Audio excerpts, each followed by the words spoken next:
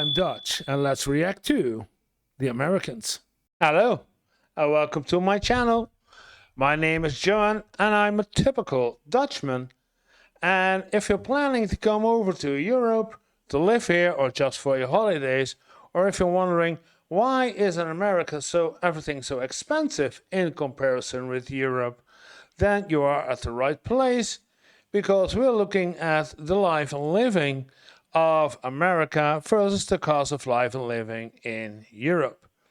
And for today, we're going to take a look at Yes Theory, and the video is called The Dark Secrets of America's Most Obese Town. I'm going to start with a subscribe and a like. And I'm wondering which dark secrets are there about the most obese town? Yeah.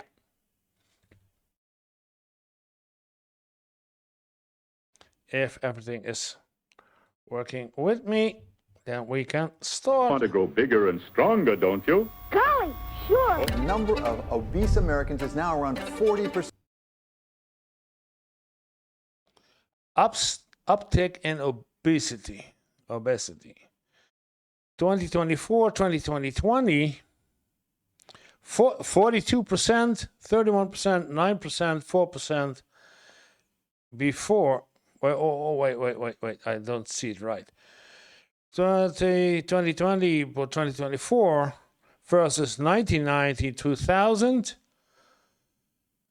This is 20, okay. From 31 to 42, and severe obesity in 1999, 2000, 4.7, and 20 years. This 20 years difference.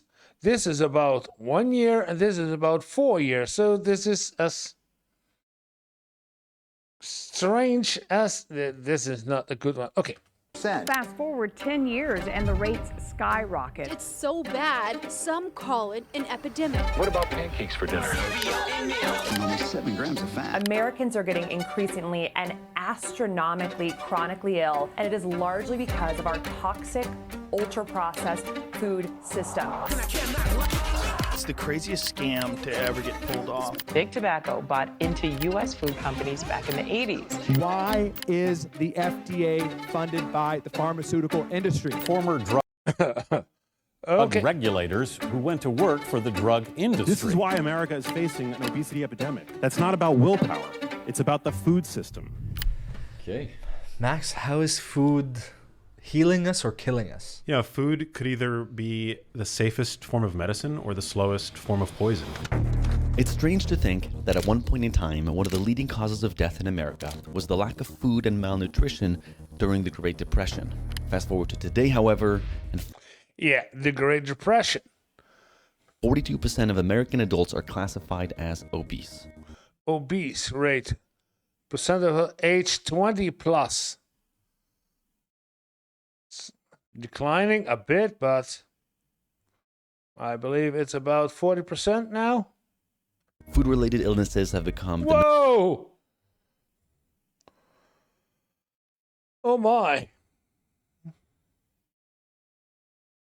#1 health issue in America, and health experts believe it will soon overtake cigarettes as the leading cause of preventable death.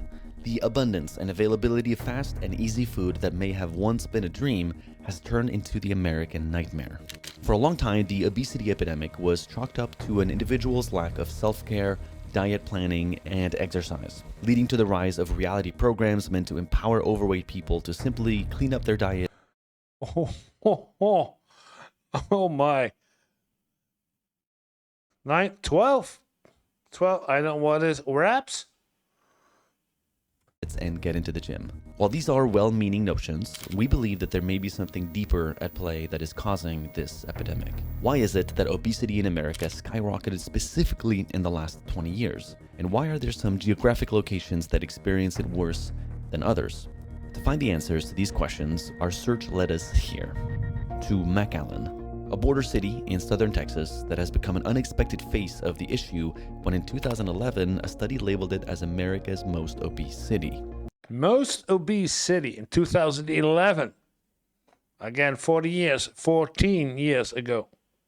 Here at Yes Theory, we always believe it's important to break through the stats and speak to people on the ground to get truer understanding of the circumstances they're living in. That's why Amar and Staffan will be traveling to McAllen to spend the next few days exploring the city, trying to uncover what is really causing this spike in obesity. They also sat down to interview multiple health experts who helped provide in-depth analysis to everything they're about to uncover in the city with this mysterious affliction.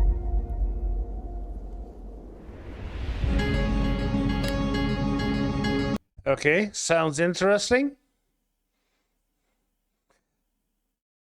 I will not say that we don't have obese in Europe, but what I hear from other expats coming to Europe talking about that the food in Europe is much healthier, more fresh, less sugar, and that's what they lose easily 10 to 20 pounds just by switching from America to European food.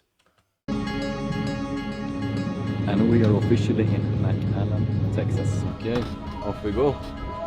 Thank you. We're making a documentary around obesity and food systems in the US. Okay. Are you getting the connection? Yes, Why? absolutely, Yeah. because I am from here. So Yeah. I think the low income area probably has a lot to do with it. Because there's a lot of choices, but they're really cheap and really unhealthy. So I get that. Low income. That's what we talk a lot about in this channel because there's more food is getting more and more expensive in the United States. So people choosing for the cheaper, less healthier option. But I also understand that nowadays even a burger at McDonald's is double the price that it was from a couple of years ago. The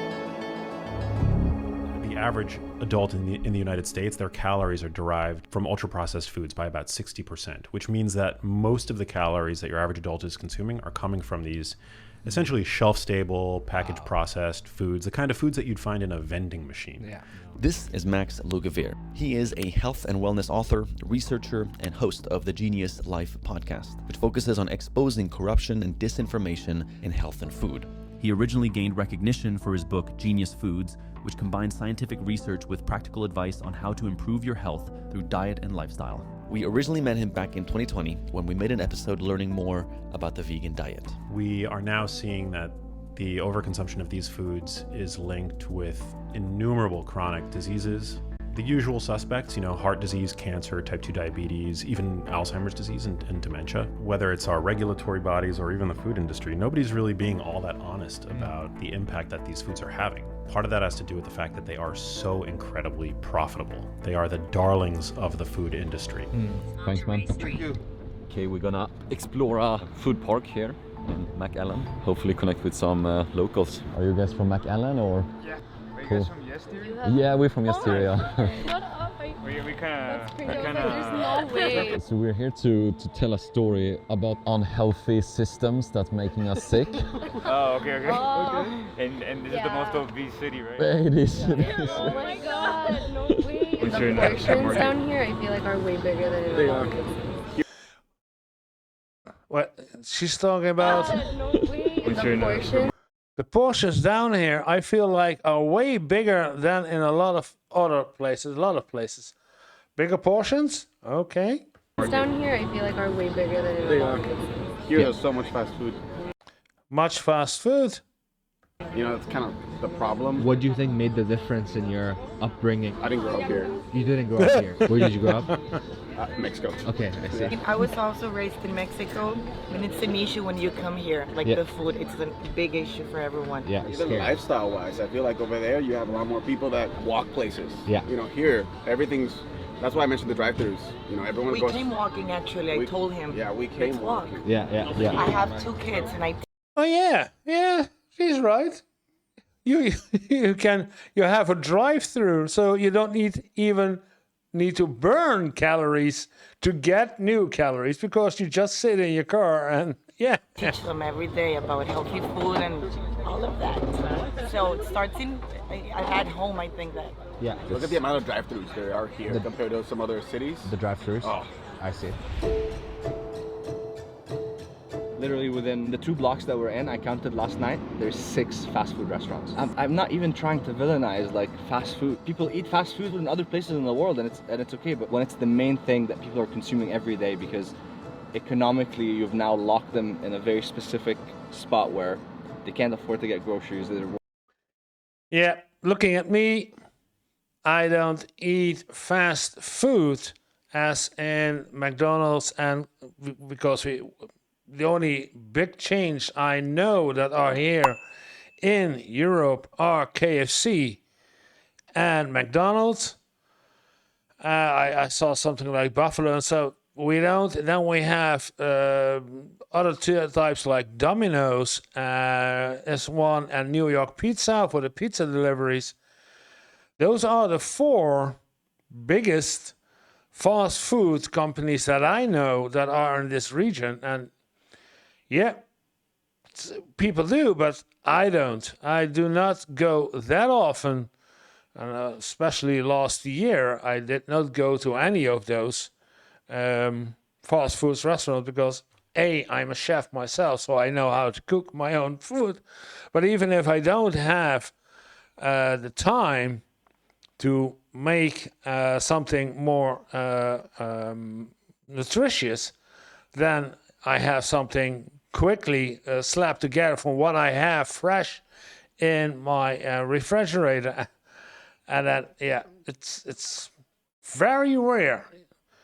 Only when I'm on my way home late from some meeting somewhere in the country, and I have the need to have some food because it's dinner time or so, then maybe I get into one of those KFCs or McDonald's or something. But most of the time, I don't.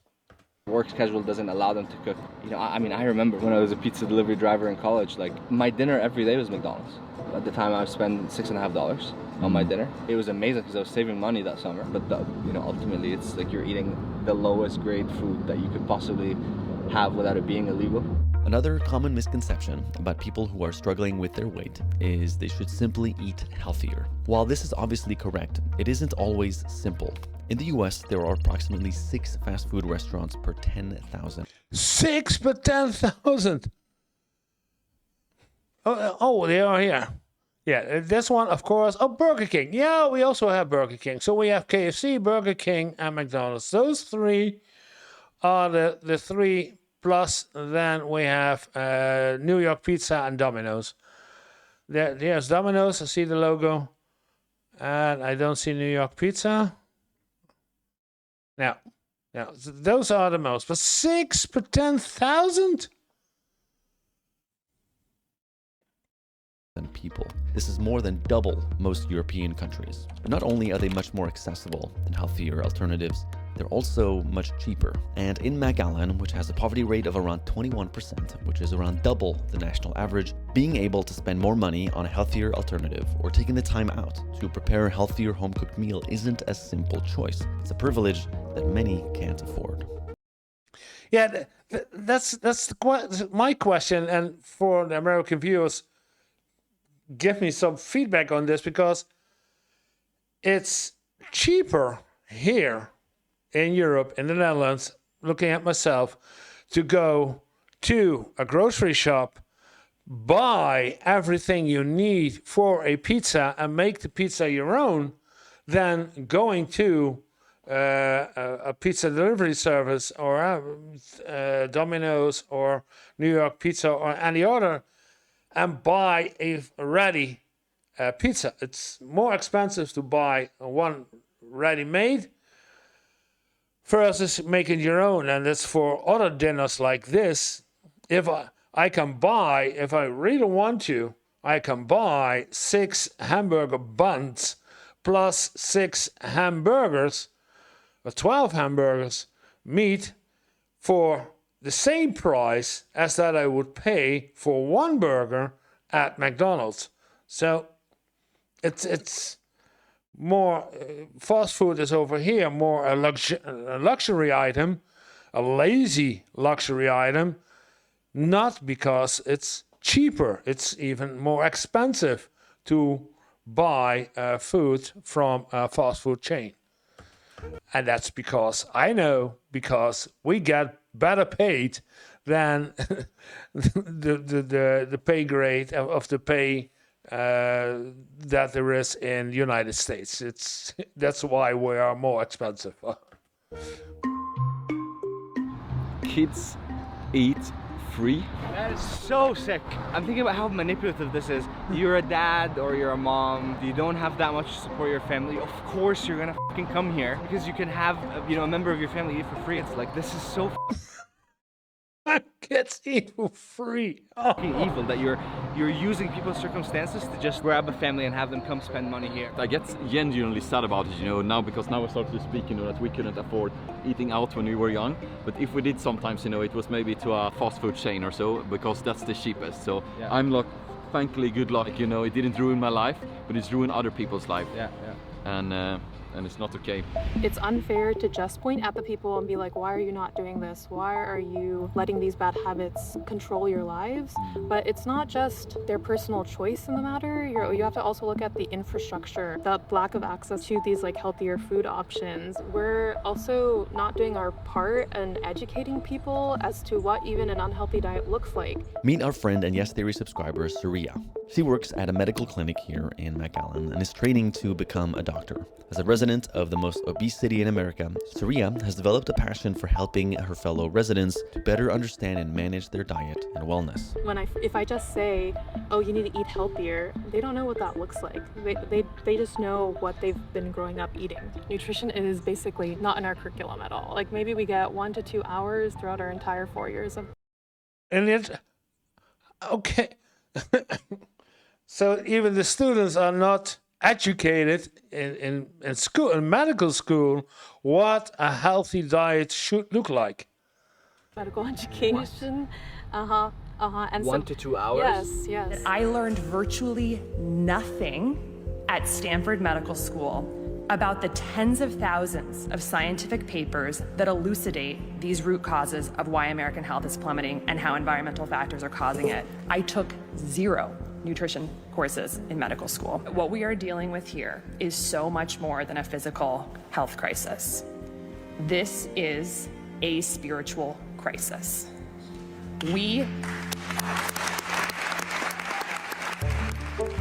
A spiritual crisis. I'm not going into that. And before we go on, let me tell you about the sponsor that makes these videos possible, BetterHelp. You see, over the years, therapy's helped me a lot with stress management. I think it's really easy to get lost in the grind of working hard and taking less care of yourself. But I found that talking to a therapist allows me to step back and kind of see the bigger picture. I've gotten proactive advice on how to deal with stress, like above all else, making sure to take care of myself physically. And I found that therapy's been a constant reminder that the stress I feel inside me doesn't have to live there. That talking about it with a therapist takes a huge load off. My positive experience with therapy is why BetterHelp has been a long-time sponsor of the channel. They're making it possible for everyone to experience a similar kind of breakthrough like I had, but in a way that fits into your life. It's also fully online, which gives you access to a much wider range of therapists that may be available in your city. And they even have group sessions on a number of different topics every day if you want to discuss your issues with others who may be going through the same thing as you. You can start by clicking the link in our bio, then filling out a short questionnaire about any challenges. Yeah, if you want to use it, use the link in their video because going through, and BetterHelp can match you with a therapist to best suit your needs. Plus, if your therapist isn't a great fit, you can switch therapists with a click of a button at no additional cost until you find someone that you like. So, click the link in the description or go to betterhelp.com/yestheory to get 10% off your first month. Alright, now back to McAllen.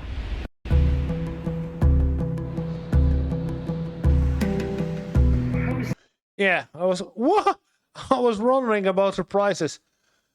This is $21 and this is but this is again pre-prepared food with strawberries. I don't know what exactly this looks like. Melon, this looks like pineapple and some some grapes.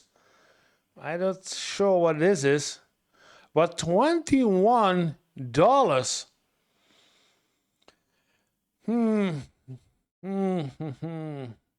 Some kind of a fruit mix. I don't know. I want to take a look what it costs over here in the Netherlands.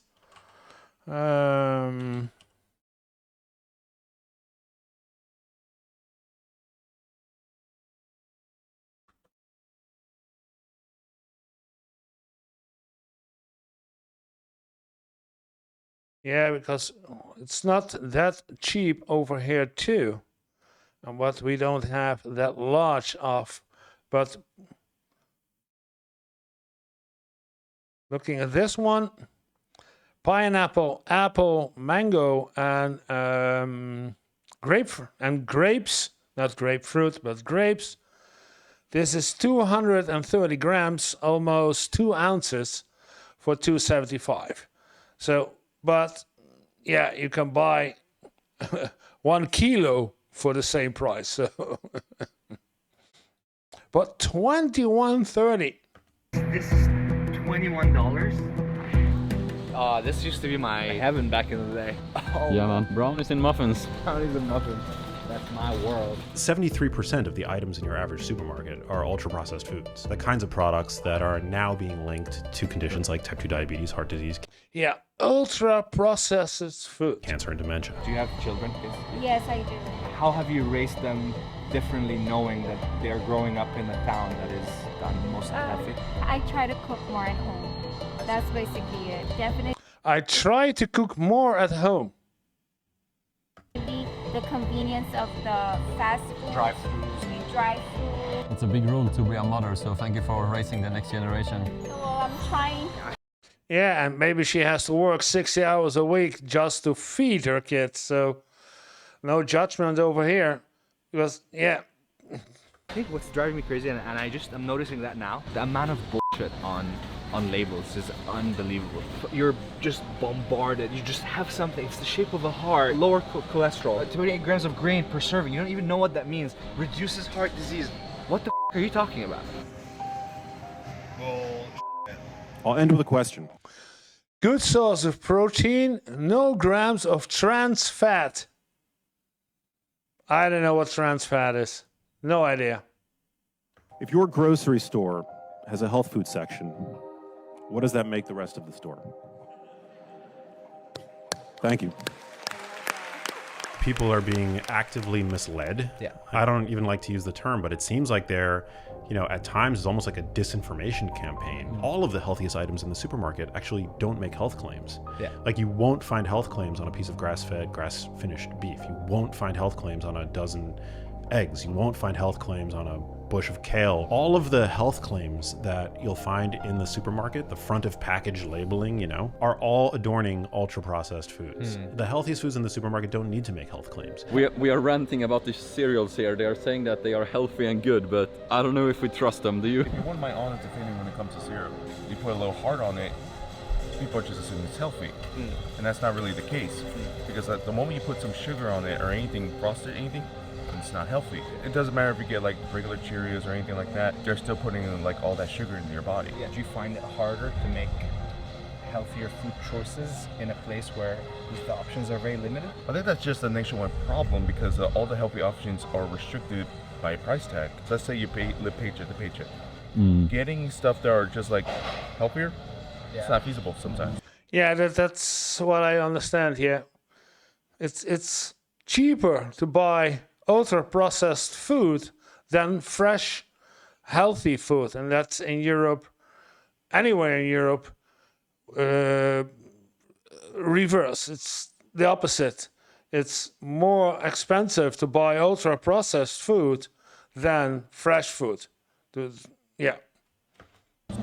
From the food perspective, addiction is the business model. If we can get more people to jam more fake industrial food, they eat themselves to death and then end up in a hospital. It's a revolving door of profit that we are born into. Dr. Casey Means is a physician, entrepreneur, and health optimization expert. After graduating from Stanford, she worked for years as a surgeon before shifting her focus to preventive and functional medicine.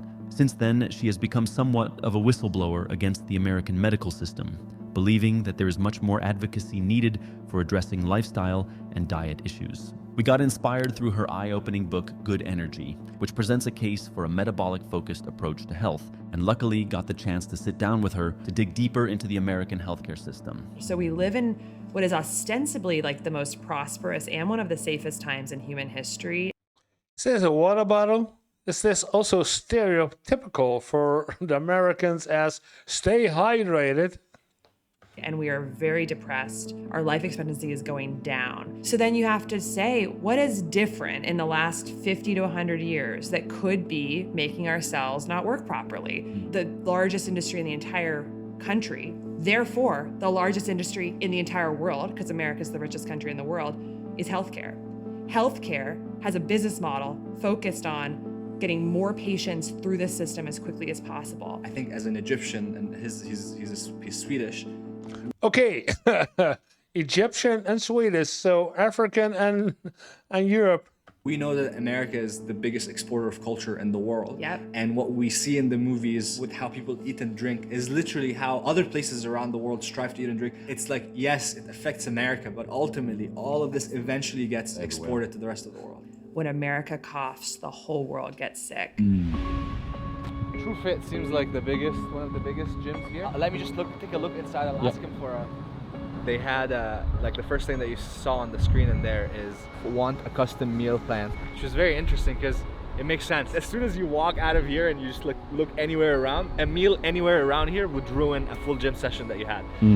One of the first pillars of maintaining a healthy lifestyle is obviously exercise, and more specifically incorporating exercise into your daily routine. However, this can be easier said than done. Take a city such as Paris, for example. Here, walking to work or to meet friends is the norm, largely. Yeah. That's good that they also go into the European style. That's make it easier for me to comment on. Yeah.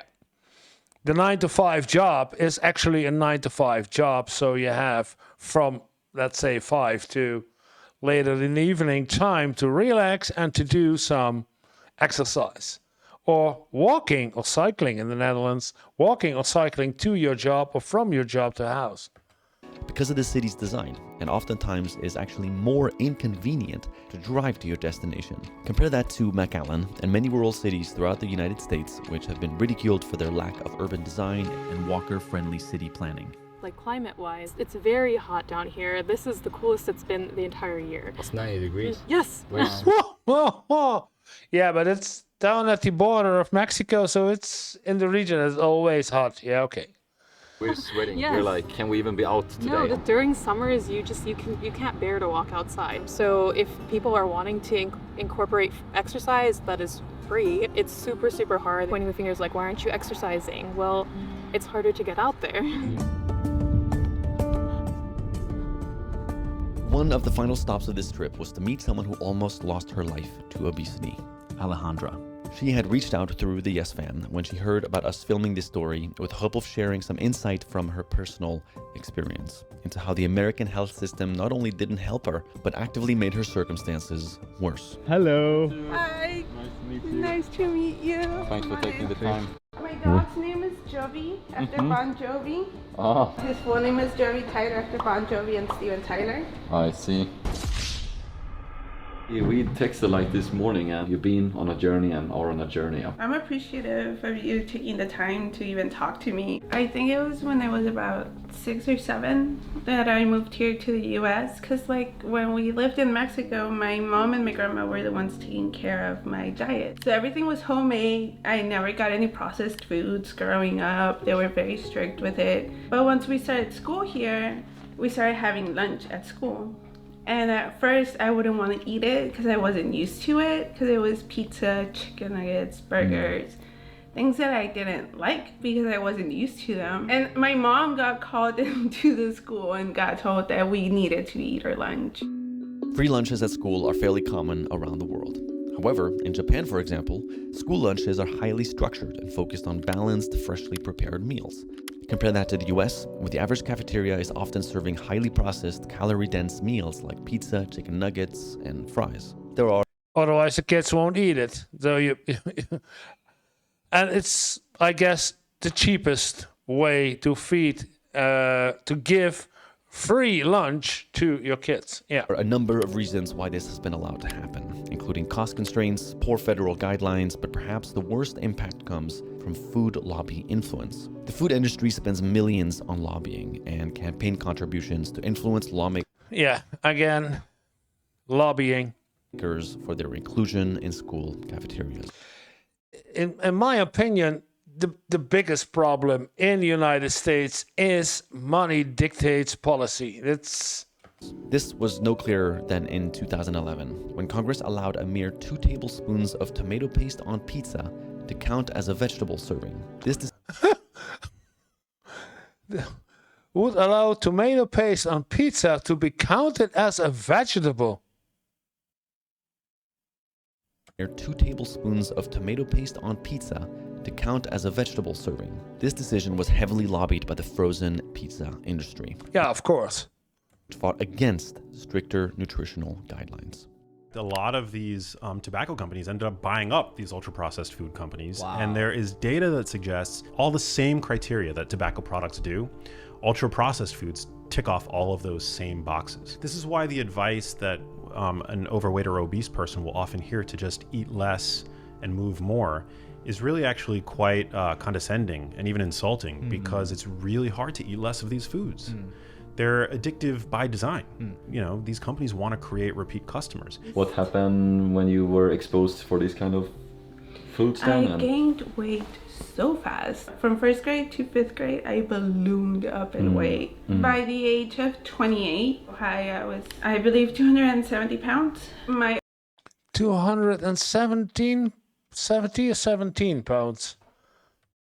By the age of 28, I was, I believe, 270 pounds. 270 pounds? 270 pounds. 135 kilos. Wow. Okay. It's not that uncommon over here too, but it's large. My organs were starting to malfunction, and that they gave me about 5 good years. And then after that, they wouldn't know how things would go for me. When you think Whoa. 5 years to live? No. But from the entrepreneurial perspective, it's like, what is every business trying to do is create a high LTV customer. Yeah. Lifetime value. What creates the highest LTV in Western medicine? Childhood chronic illness, starting as early as possible. If a child gets on the spectrum of connected metabolic diseases at age 2, which many are now, you have them for life. What do you think is the most misunderstood thing about obesity? That we do it to ourselves. We also have to understand, like, the community that I live in is a high poverty community. When it's the end of the month that they're running out of cash, every fast food restaurant, any wing place, any taco place, anything will have wings for 25 cents on Wednesdays, tacos for 50 cents on Tuesdays. If you're stretched for cash, you go, because what other option do you have? If there's bad policy that's making lower to middle income people feel so strapped for money that they literally can't even think about a decision a week from now. They have to think about feeding their kids today. How is this the world we're living in right now? We could fix this. Through your story, it's evident that it's the system in this country. Like, we're literally less than 20-30 miles from being in, Mexican land, but just across, there's a system that allows for this to happen, that allows for a school to be putting that much unhealthy food for kids, to just condition their bodies to grow up and crave that food even more. Can I give you a hug? Yeah. You're so inspiring, and I feel the lioness and warrior inside of you. Yeah, Thank you, guys. It's like a production line. You take them as kids in school, and you just put them on all this terrible food. Whoa. Yeah. Damn. It's like if you opened kiosks in cities where you get people to try drugs, and you don't expect the population to just start dealing with addiction problems. I think it's the same thing. If you have this food in school and you're getting all these kids to be trying that food, what do you think they're gonna grow up wanting to eat more of? When we first had the idea to investigate McAllen, we went with the thought that there was something unique about this town. But after speaking to the residents and dissecting the issue with experts, we slowly grew more aware that this isn't a McAllen problem. It's an American problem. Yeah, it's an American problem, yeah. One that has seeped into every city across the country. But what we also learned from this experience is that for those out there struggling with weight issues, there is hope. You're not the only one going through it. Like, there's a lot of us going through it. Even if the road to get there is rough, it's worth it. Like, I'm still fighting my fight. I'm still not okay. I'm still working to be healthy again. But I am so much better than I was 3 years ago. I can walk. I can eat. I can enjoy things that I couldn't enjoy before. By learning about the systems that are in place and educating ourselves on how we can improve our diet and well-being, we can break the unhealthy cycle that we seem to be stuck in and take back control of our quality of living. To me, as long as you're eating primarily whole foods, I think you're going to be way ahead of the game. Definitely way ahead of average today. So whole foods don't have extensive ingredients lists. They are the ingredients. For those who are interested, we've provided some links in the description to cheap, healthy meals that you can make at home, along with some links in the description. Yeah. Looks very good. Ingredients lists. They are the ingredients. For those who are with avocado and tomato, cherry tomato and cucumbers. I see some chicken over here. I believe it's chicken, yeah. Are interested, we've provided some links in the description to cheap, healthy meals that you can make at home, along with some links to exercises that you can do at home that don't require any equipment. But obviously, these are band-aid solutions. The true solutions will be going after the companies and representatives that have exploited and profited off of this system. The food and beverage companies, the pharmaceutical companies, and the insurance companies that have made trillions off of the desperation of normal people. There was a study that I read that was about how to get teenagers to stop eating junk food. And they put vending machines in a high school. And then they tried to do different campaigns to see how they could get kids to not eat what was in the vending machine. And the only thing that worked for teenage boys was essentially a campaign letting them know that they were basically being used as tools by the food companies for profit. Wow. And like their strength and masculinity was essentially going to be zapped by the food in that, and that like they were being used. I mean, you could teach people all day about the health effects of the food and it's going to cause obesity, and it didn't matter. Yeah. You are being used by a machine that wants to take advantage of you. That was the thing. And I'm like, that is what it is for me too. Yeah. And I think it is for a lot of people. This awakening of like, me and my children are profit centers. Yes. You know, we have 360 million people in the United States, and fundamentally they are the source of power, the people, not the media, not the government, it's people. And people, I think, really want to be healthy. You know, it's yeah, and I agree with her, but it's the big companies, the big money companies, I wouldn't say the big pharma and other, but the big money companies who prevent all of this with all their lobbying against or for certain laws against or for. It's only because of the people who have chosen to vote with their dollars that we can now get organic food, for example, at Walmart, or you know, why you can get grass-fed, grass-finished beef or wild salmon at Costco. The industry bends towards where it sees demand. But before we sign off this year, I just want to quickly thank you all so much for engaging with the adventures this year and allowing us to make the videos that truly mean something to us. Without you, we would have never been able to go after these crucial stories. Happy holidays to all of you, and here's to a hopefully healthier 2025. Thank you for being with us in 2024. Yeah. Good video. Learn a bit about the United States, and it was about the obese and the health, not the health system, but to eat good food, and how difficult it is made to the Americans to buy healthy food and to prepare healthy food in comparison with easy food from the corner. That's Very interesting to see. Was a good video. If you want to see more of my videos, then maybe this is a good place to start with videos. And if you would click on this button, it would be really appreciated, because it tells the algorithm that we need to see more people about my videos. So thank you for watching, and see you in the next video.